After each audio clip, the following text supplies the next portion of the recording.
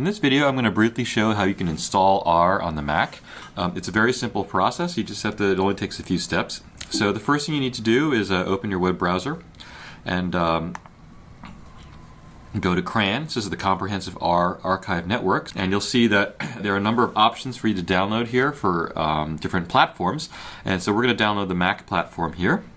So we can go to Download R for the Mac, and you want to download this package file here. So just click on this, and you'll see that the download meter will start going, and it might take a few minutes depending on the speed of your internet connection. So just be patient.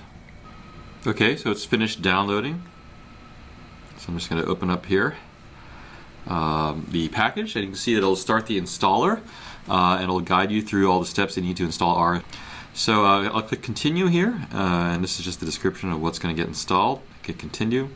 The software license agreement is the GNU General Public License version 2. So you should agree to the license after having read it, of course.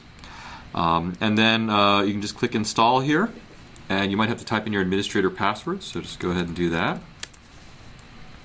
And it'll start installing the files on your computer. Now that's finished, I can hit close, and then it'll be in my applications folder. So I can just go to my applications folder, which is right here, and they're in alphabetic order. So I'll just scroll down to R, and there it is. And there you have it. You've installed R on your computer, and now you can go ahead. You can just use it directly, or if you want to, you can install an interface like RStudio if you like.